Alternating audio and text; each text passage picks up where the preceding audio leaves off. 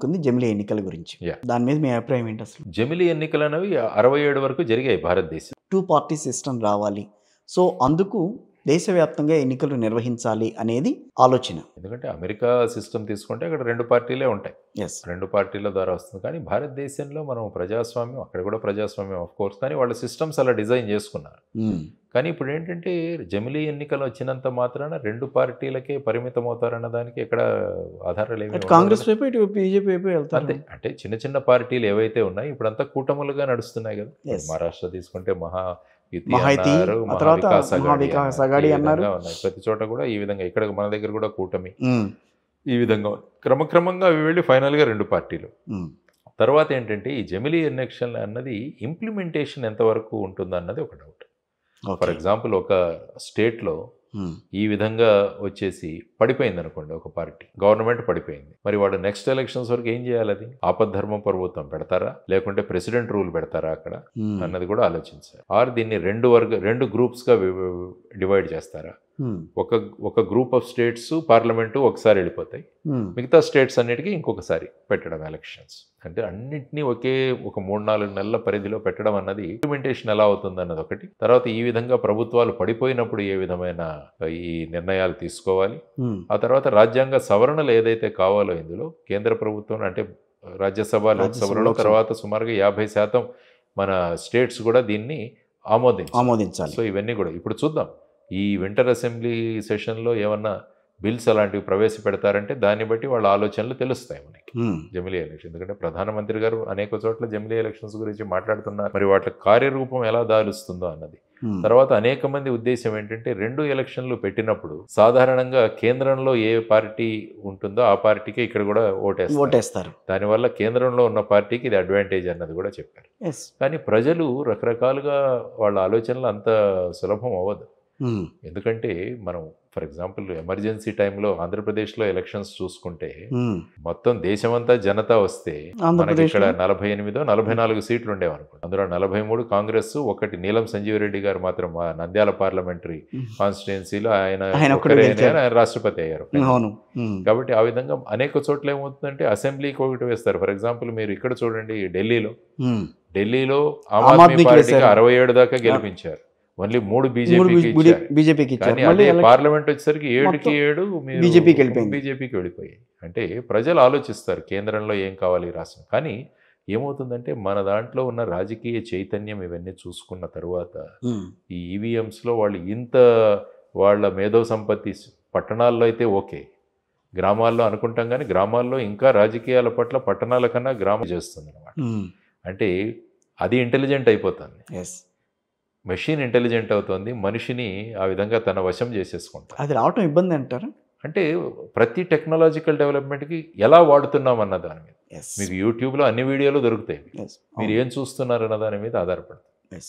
Artificial intelligence అన్ని పనులు చేస్తుంది. ఉమ్, కానీ దాన్ని ఎలా వాడుకుంటున్నాం, టెక్నాలజీని ఎలా వాడుకుంటున్నాం అన్న దాని మీద మనకు ఆధారపడుతుంది. ఉమ్, ఒక ఆటమ్ని స్ప్లిట్ చేసి మీరు న్యూక్లియర్ ఎనర్జీ పుట్టించవచ్చు. అవును, అదే దాన్ని బాంబుగా వాడి వినాశనానికి కూడా వినాశనానికి దారి వాడుకోవచ్చు. తీయవచ్చు. కాబట్టి ఎనర్జీని కానీ టెక్నాలజీని కానీ ఎలా వాడుకుంటాం అన్న దాని మీద మన మీద ఉంటుంది. అందుకనే టీటీడీ చైర్మన్ మొన్న ఆయన బిఆర్ నాయుడు గారు అన్నారు, ఏఐ ద్వారా ఎంత తొందరగా అందరికీ దర్శనం చేయగలిగే భాగ్యం ఎట్లా Definitely. కలిగించాలన్న ప్రయత్నం చేస్తున్నాం అని చెప్పని అన్నారు. చూస్తున్నాం. ఏఐ టెక్నాలజీ ప్రతిసారి నెల వెళ్ళే వాళ్ళు చాలా మంది ఉంటారు. చాలా మంది ఉంటారు. తర్వాత కొంతమంది దీన్ని వ్యాపారంగా మార్చిన వాళ్ళు ఉన్నారు.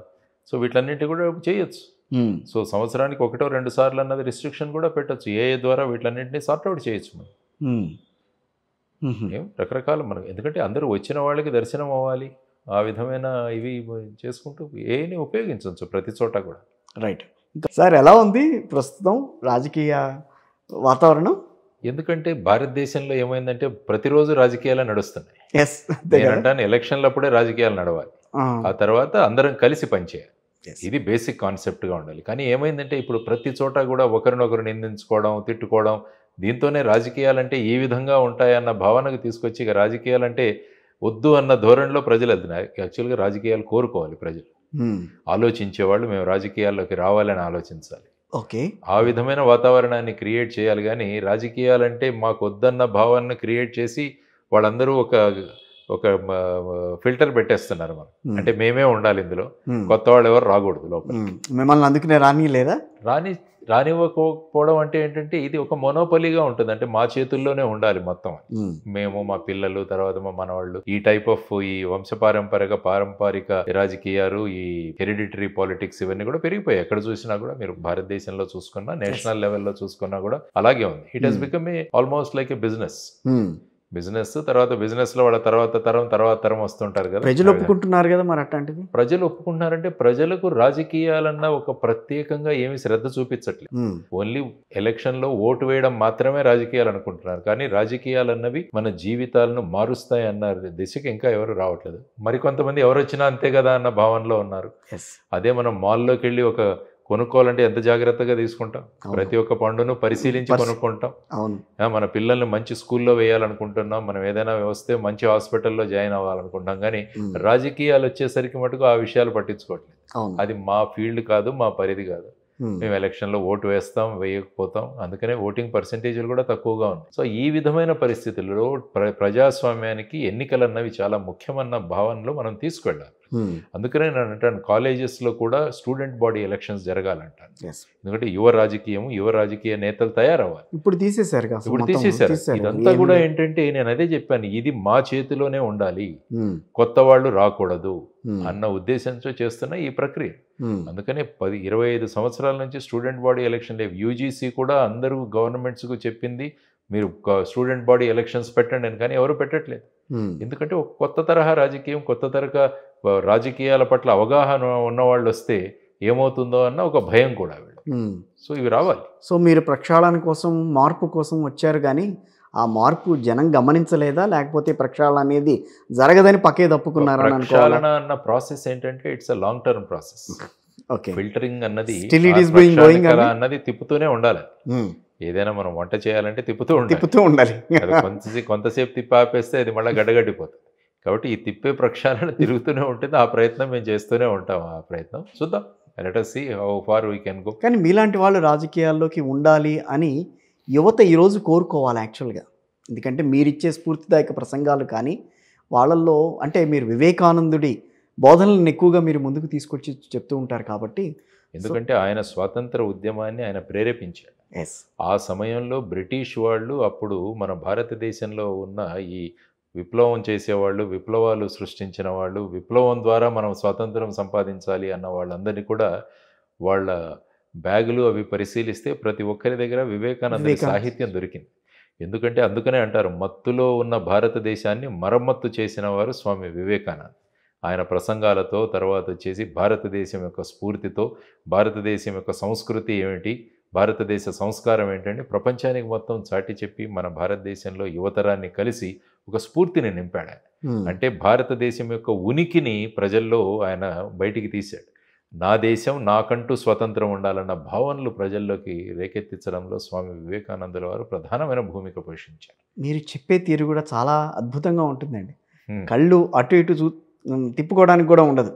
సో మీరు వివరించే తీరు కానీ, మీరు మాట్లాడే తీరు కానీ, అది మాకు తెలుగు నేర్పించిన మా గురువుల యొక్క గొప్పతనం. ఎవరండి గురువులు? మా గురువులు నారాయణ రెడ్డి గారు, ఈసోబ్ మాస్టర్ గారు, మా శ్రీశైలం స్కూల్లో చాలా మంది, మా ఆవంచ సత్యనారాయణ హెడ్ మాస్టర్ గారు, వీరందరూ కూడా తెలుగు భాషకు ఆ కాలంలో చాలా ప్రాధాన్యత ఉండేది.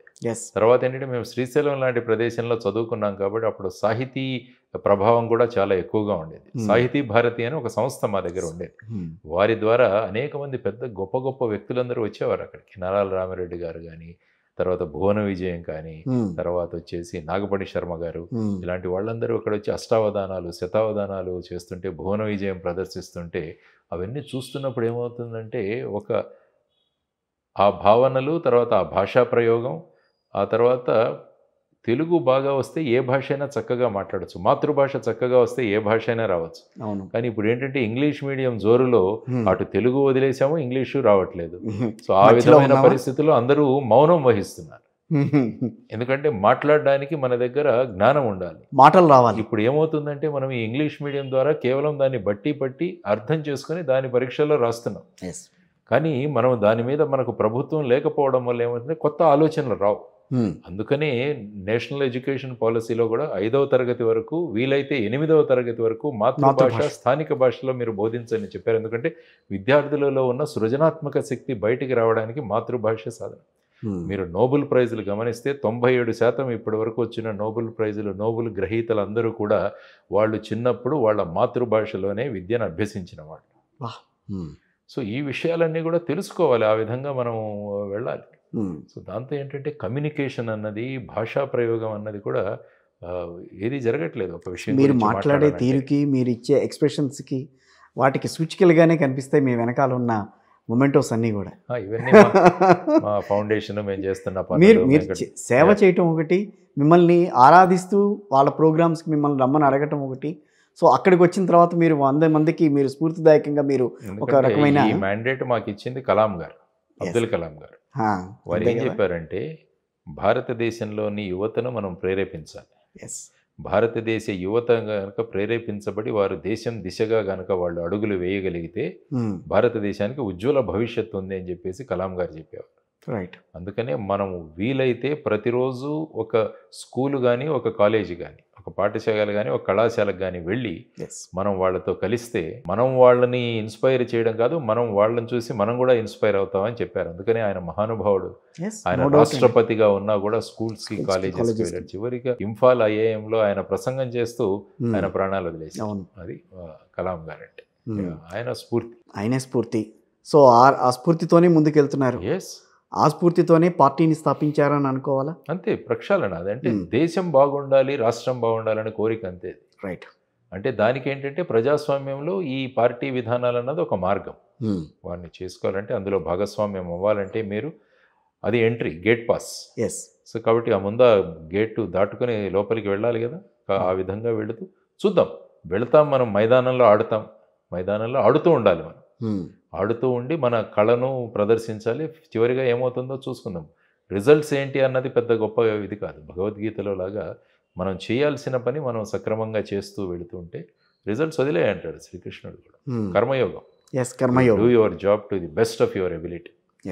లక్ష్మీనారాయణ గారి పార్శ్వం ఒకవైపు అయితే, ఇంకొకటి ప్రధానంగా ఆయనకున్న విషయ అవగాహన, విషయాల మీద పట్టు, ఆ పరిజ్ఞానం, అది డిఫరెంట్గా కనిపిస్తూ ఉంటుంది ఎప్పుడు కూడా. చదువుతుంటాను, కొంచెం పేపర్లు చదువుతాను, విషయాలు చూస్తుంటాను. అనవసరమైన విషయాలు చూడకుండా మన సమయాన్ని రాష్ట్రంలో జరుగుతున్న విషయాలు, దేశంలో జరుగుతున్న విషయాలు, ముఖ్యంగా ఏమవుతుందంటే మనం నేషనల్ లెవెల్ న్యూస్ పేపర్ చదివితే విషయాల పరిజ్ఞానం కొంచెం బాగుంటుంది. కరెక్ట్. స్థానిక పేపర్లు ఏమైపోతుంది